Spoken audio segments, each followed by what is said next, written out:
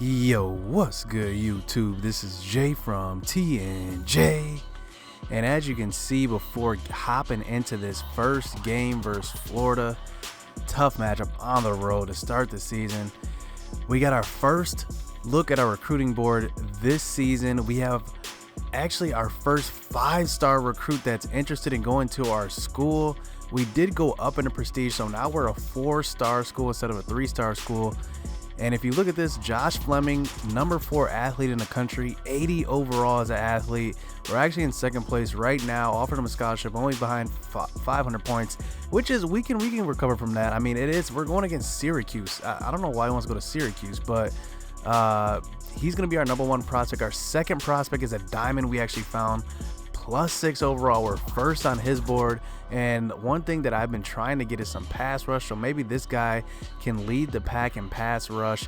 Another aspect I wanted to start recruiting was offensive lineman. Shane Thompson, one guy I just found, 77 overall. We're not even on his board yet. The next guy is an athlete, so we're just trying to get these athletes. 89 speed, 92 excel for this guy. He looks like a DB here. He's got 87 man, 84 zone, 85 catch. The next guy is John Jackson, another speed guy, 90 speed.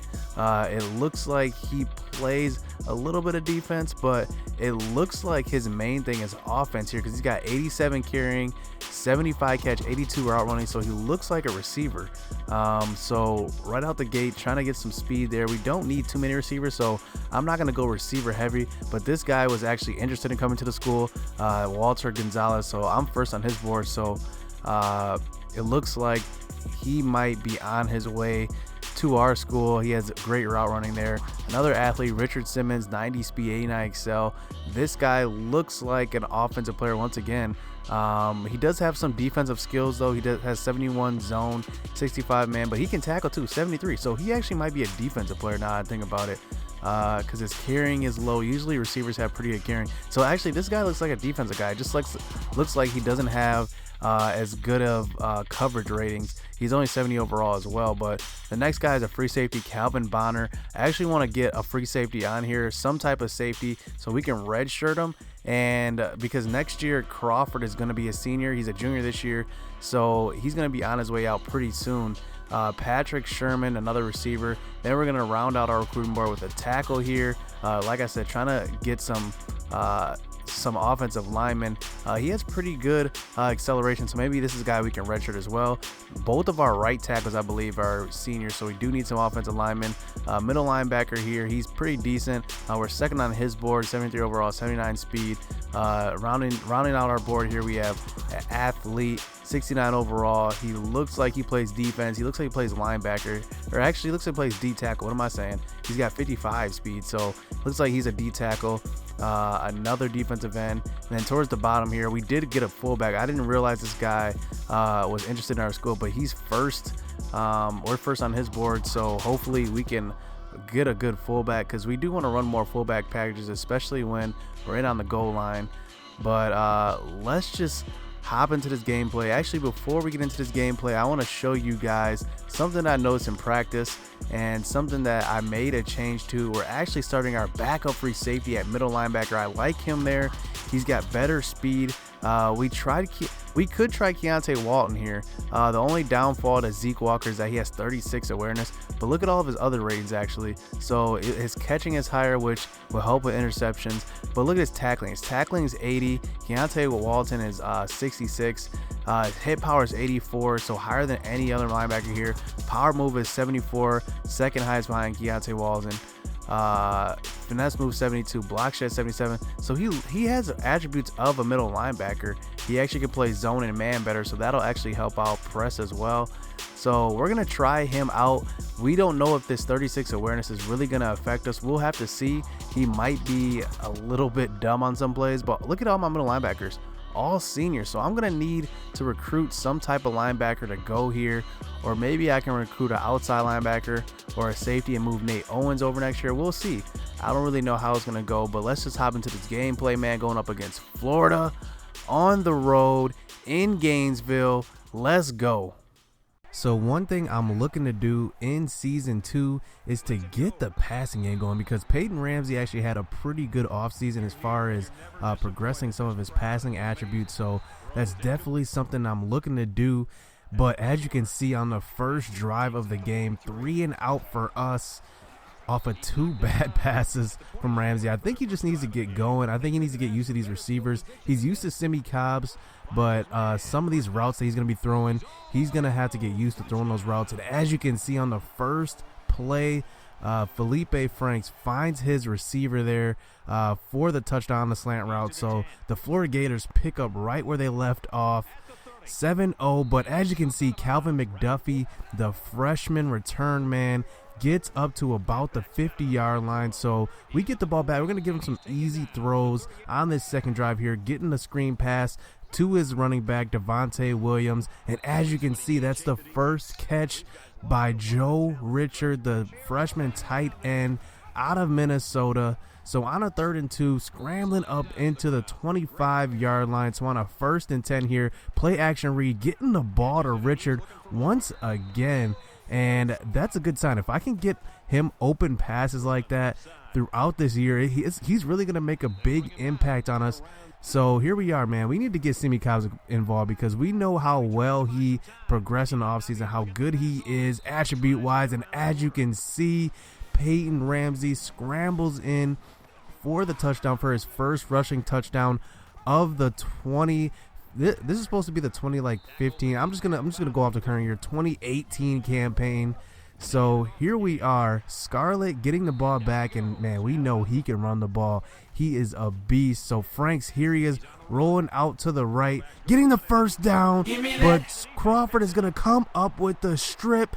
Brown's gonna scoop and run to the house, have a clear lane for the touchdown. And that's what we've been looking for, the Indiana defense to show up. But here I actually go for 2. Instead of calling a timeout, I decided to keep my timeouts, but I don't convert it there. So we're up 13-7, getting in for the sack here.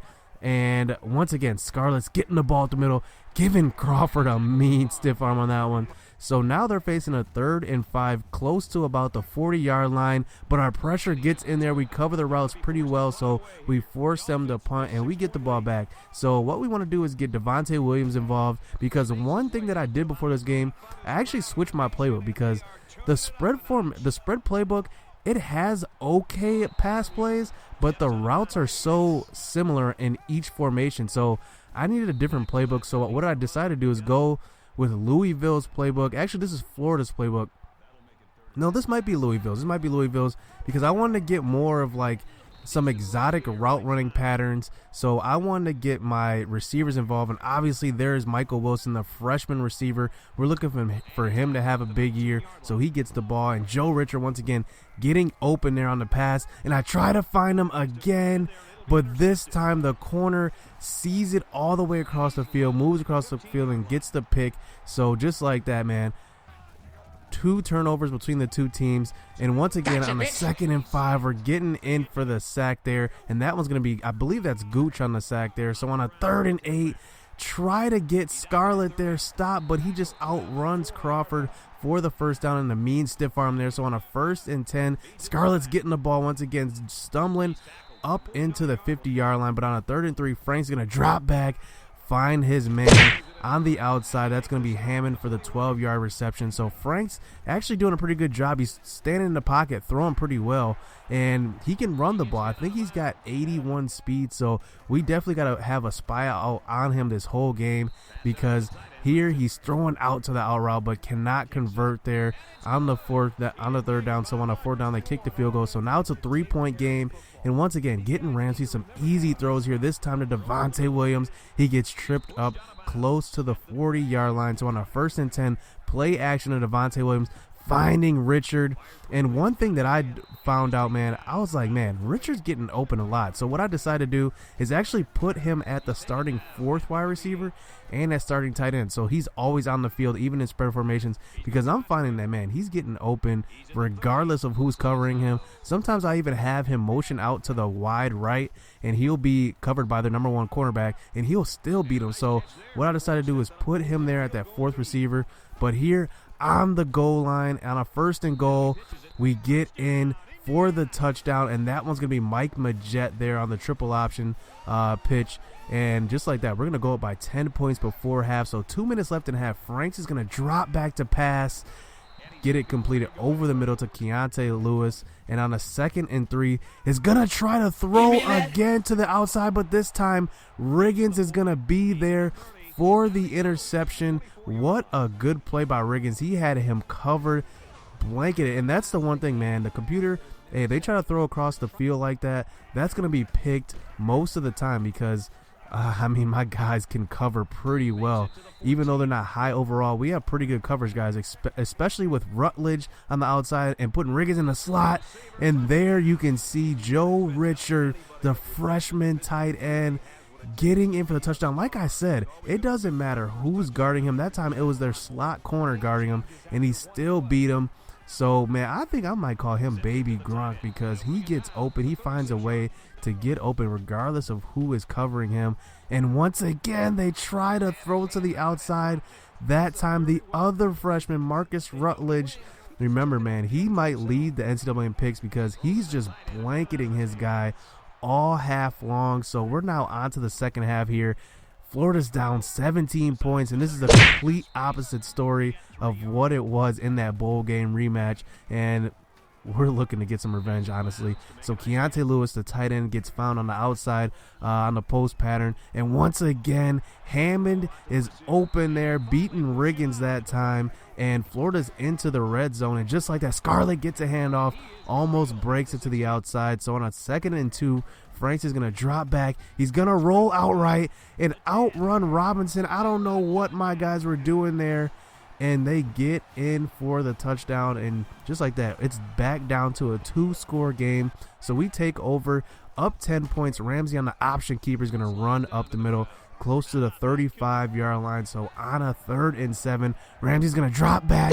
That time trying to find Baby Gronk, but he's going to drop that one. And we're going to be forced to punt the ball away to the opposition. And look at Perrine trying to jump over the whole Indiana defense there. So on a 2nd and 9, dropping back, Marcus Rutledge on the interception. I told you, his coverage is just blanketing. I mean, he's just blanketing these guys. Look at that. That guy had no chance of making that catch. And just like that, Marcus Rutledge is his first interception of his college career. And we get the ball back, but on a 3rd and 5, we can't do anything. So we do force the punt. They do force us to punt. So we pin them inside the 5. So 2 seconds left in this 3rd quarter. We try to send a blitz, and we get to them. That one is going to be Gooch. I mean, that's Sykes, actually. That's Sykes. Sykes is going to get in for the safety, and just like that, we force the punt, and they actually punt the ball out of bounds. So we get the ball at the 50-yard line. Devontae Williams finally getting loose for his first long run of the game, 21 yards, and on a 2nd and 10, getting another big gainer, 15 yards there, up past the 20-yard line. So on a 1st and 10, Ramsey's going to roll outright, throw across the middle. That was a wide open Timian over the middle. A good throw probably would have scored him there, but we do settle for the field goal. So Franks takes over once again, and like I said, he can run the ball, but this time he fumbles once again, but gets smacked. But luckily, look at this. His receiver's right there to catch the ball in the air, and he gets tackled up by the 45-yard line. So they continue this drive on a 2nd and 3, throwing over the middle on a slant. What a dangerous throw that was by Franks. But here he's running the option play fake, finding his tight end once again, Keontae Lewis, on the outside there. So now they're up near the 25-yard line, and Andre Brown drops the pick. So they have 2 opportunities for turnovers in this on this drive, and they stay alive. And here they are finding their receiver there over the middle. So on a 1st and goal, Franks is going to find his guy, Keontae Lewis, for the 4-yard touchdown reception. So 2 missteps, and we allow them to continue this drive. But on the 2-point conversion, we do get the pick from Crawford. It doesn't count as an actual pick, but they do have a chance here for the onside kick to at least get the ball back, but we recover. Watercut, our backup tight end, gets the recovery there. So Ramsey on a 3rd and 5, rolling out, finding Baby Gronk inside the 5-yard line. Baby Gronk is just getting open this game, man. And once again, Devontae Williams getting in for the 3-yard touchdown run. And just like that, Devontae Williams almost finishes with a 100-yard game. But that's under 2 minutes left, and they're still fighting here, Florida, to get back in this game. It's 16 points, so, I mean, they can score 2 touchdowns, 2 extra points. They're back in it, and once again, they find Hammond and also Keontae Lewis have been killing us this game, just getting open. That time, I think they had a linebacker in coverage there on the receiver. So they go for it on a 2-point conversion, and they convert here to Cleveland. But another onside kick. This time it's unsuccessful. Once again, Mike Majette recovers, and just like that, the Indiana Hoosiers get their revenge. Only an 8-point victory, but hey, I'll take it. We go into the swamp and win on the road. Devontae Williams, 99 yards, almost 100 yards. And, man, the story of this game, man, the freshman. I mean, my guy Joe Richards, 94 yards off of 8 receptions. He's just getting open. I mean, nobody can really guard him, and that's a good sign. If you're doing that versus Florida, just imagine what we can do versus all the other Big Ten schools. We do have UCLA coming up next week, and Marcus Rutledge, I mean, he was covering his receiver like a blanket, and he gets his first pick of his career. Riggins as well in the slot. So this is a good sign, man. We get our revenge. So hit subscribe, hit that like button. We'll be back for UCLA. Let's go 2-0.